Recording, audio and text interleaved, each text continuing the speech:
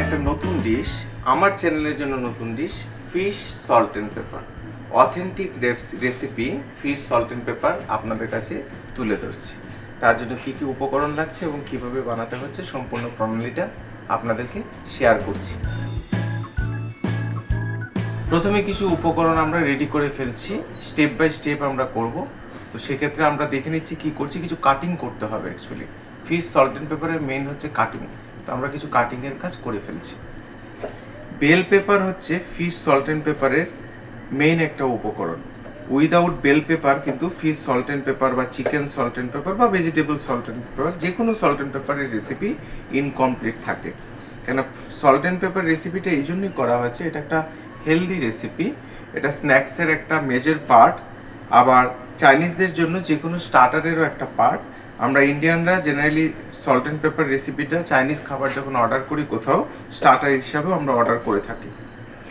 তো রেড আর yellow bell paper আমার cutting হয়ে গেল। পেঁয়াজের ডাইস কেটে নিচ্ছি। পেঁয়াজও কিন্তু লাগবে সামান্য পরিমাণে, যতটা পরিমাণে আপনারা ব্যবহার করবেন তার উপরে নির্ভর করবে কতটা পেঁয়াজ বা কতটা কী দেবেন। সুন্দরভাবে এই পেঁয়াজগুলোকে খুলে ফেলতে হবে। খুলে দিলে খুব ভালোভাবে এই রেসিপির যে টেস্ট, সমস্ত যে চাইনিজ খাবারের মেইন বিষয়বস্তুই হচ্ছে ভেজিটেবলসটা কীভাবে আমরা ব্যবহার করছি তার উপরে পুরোপুরি নির্ভর করবে। গ্রিন চিলি জেনারেলি যায় না, কিন্তু আমরা ইন্ডিয়ানরা সল্ট অ্যান্ড পেপারে সামান্য পরিমাণে গ্রিন চিলি ডাইস কিন্তু ব্যবহার করি। এটা একটা ফ্লেভার দেয় অন্য মাত্রায়, প্লাস খাবারকে কালারফুল করতে সাহায্য করে। সামান্য পরিমাণে গ্রিন চিলি ব্যবহার করে নিলাম। চাইনিজ খাবারের মেইন যে বিষয়টা হচ্ছে যে কোনো ভেজিটেবলস কিন্তু ক্রাঞ্চি থাকবে, সফট হবে না, ক্রাঞ্চি ব্যাপারটা থাকবে। তো আমরা সেই জিনিসটাকে সম্পূর্ণভাবে ফলো করব। টমেটো জেনারেলি যায় না, কিন্তু আমি টমেটো ব্যবহার করি ইনস্টেড অফ বেল পেপার। এখানে বেল পেপার ব্যবহার করছি, তার সঙ্গে টমেটো এই জন্য ব্যবহার করছি, আপনারা যদি বেল পেপার না পান তাহলে টমেটো কিন্তু ব্যবহার করতে পারেন। আর টমেটোকে দূর থেকে কিন্তু বেল পেপারের মতো মনে হয়, খেতেও বেশ ভালো লাগে। তার জন্য 4টে ডাইস টমেটো ব্যবহার করলাম। স্প্রিং অনিয়নটা নিয়ে নিলাম, স্প্রিং অনিয়ন কাটিং করে নিলাম। তো স্প্রিং অনিয়ন ছাড়া যে কোনো চাইনিজ খাবার ইনকমপ্লিট, সেক্ষেত্রে স্প্রিং অনিয়ন দিয়েই কিন্তু চাইনিজের যে কোনো খাবারকে প্রিপেয়ার করাটা সবথেকে বেস্ট, যে কোনো ফুডের ক্ষেত্রে। কাটিং কমপ্লিট হয়ে গেছে, এবার নেক্সট স্টেপে যাব। আমাদেরকে ফিশটাকে ফ্রাই করতে হবে। এর জন্য আমরা নিয়েছি বাসা ফিশ, ভেটকি মাছ দিয়ে খুব ভালো হয়, তবে বাসা আজকাল প্যাকেট ফ্রোজেন পাওয়া যায়, সেটাই ব্যবহার করছি। স্লাইস পাতলা পাতলা করে কেটে নিয়েছি। এবার এগুলোকে আমরা ফ্রাই করার জন্য বাকি যে উপকরণ আছে তার সঙ্গে আমরা অ্যাড করব।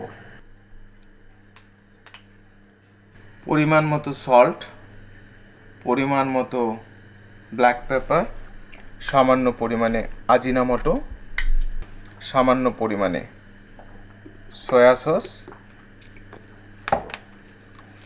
সামান্য পরিমাণে ভিনেগার। ভালো করে মিক্স করে নেব। 5 to 15 মিনিটস আমাদেরকে রেখে দিতে হবে।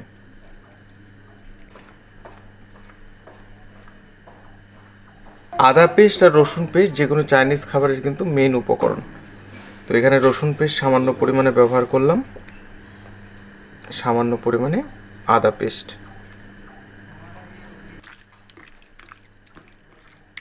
15 মিনিট হয়ে গেছে ম্যারিনেট করে রাখার পরে। এবার বাকি উপকরণগুলো এর সঙ্গে অ্যাড করে দিচ্ছি। সামান্য পরিমাণে ময়দা, সামান্য পরিমাণে কর্নফ্লাওয়ার বা অ্যারারুট,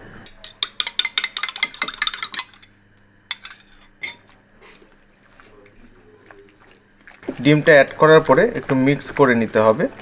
তারপরে আবার পরিমাণ বুঝে এর সঙ্গে আরেকটু ময়দা এবং কর্নফ্লাওয়ার অ্যাড করতে হবে, যাতে একটা হালকা কোটিং হয়। ডিম অ্যাড করার পরে মিক্স করার পরে আবার সামান্য পরিমাণে ময়দা এবং কর্নফ্লাওয়ার অ্যাড করব। ময়দা কোটিংটা দেবে আর কর্নফ্লাওয়ার হচ্ছে ক্রিস্পিনেসটা দেবে। চাইনিজ খাবারের ক্রিস্পি আর ক্রাঞ্চি ব্যাপারটা কিন্তু সবথেকে ইম্পর্টেন্ট, যেটা আমি আগেই বলেছি। আরেকটা জিনিস করা যায়, সেটা হচ্ছে সামান্য পরিমাণে রাইস ফ্লাওয়ার আমি অ্যাড করছি। আমরা সচরাচর অনেকেই জানি না, চাইনিজ আর থাই খাবারে কিন্তু রাইস ফ্লাওয়ার সবথেকে ইম্পর্টেন্ট উপকরণ। চাইনিজরা কিন্তু এবং থাইরা রাইস ফ্লাওয়ার সব কিছুতেই সামান্য পরিমাণে ব্যবহার করে, যেটা ওদের ওখানে অন্য নামে পাওয়া যায়। তো আমি সামান্য পরিমাণে রাইস ফ্লাওয়ার কিন্তু এখানে অ্যাড করলাম।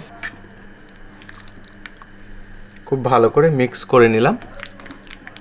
রিফাইন তেল গরম হচ্ছে, সেখানে কিন্তু সবগুলো ফ্রাই করে নেব ক্রিস্পি করে।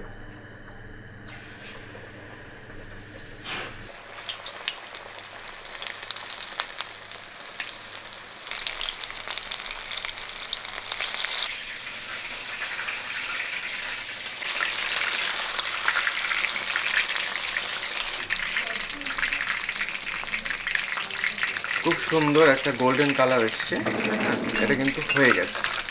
এবার এটাকে আমরা উঠিয়ে নেব।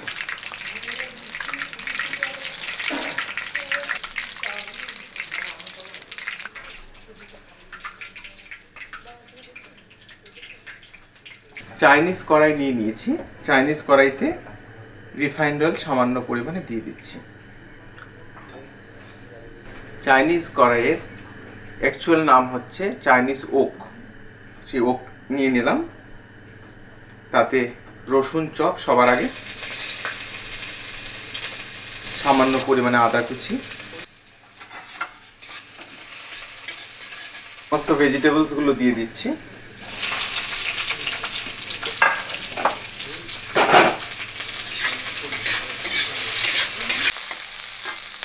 গ্রিন চিলিগুলো দিয়ে দিলাম। চাইনিজের মেইন একটা উপকরণ হচ্ছে সেলেরি লিভস। তো সেলেরি লিভস সামান্য পরিমাণে ব্যবহার করে দিচ্ছি। সেলেরি লিভস না পেলেও কোনো অসুবিধা নেই, এই রেসিপিটা হতে পারে। সেলেরি থেকে খুব সুন্দর একটা ফ্লেভার আসে। সামান্য পরিমাণে ধনিয়া পাতা চপ, ফিশটা অ্যাড করে দেওয়া হচ্ছে। সামান্য পরিমাণে নুন, সামান্য পরিমাণে ব্ল্যাক পেপার, সামান্য পরিমাণে আজিনামোটো দিয়ে দিলাম। যদিও আজিনামোটো খাবারে ব্যবহার করা উচিত নয়, কিন্তু টেস্টের জন্য অল্প একটু ব্যবহার করলাম। সামান্য পরিমাণে সয়া সস, সামান্য পরিমাণে ভিনেগার, আর একটা দুর্দান্ত উপকরণ হচ্ছে রাইস ওয়াইন। যে কোনো চাইনিজ খাবারে অল্প মাত্রায় রাইস ওয়াইন ব্যবহার করলে তার টেস্ট কিন্তু অসাধারণ হয়।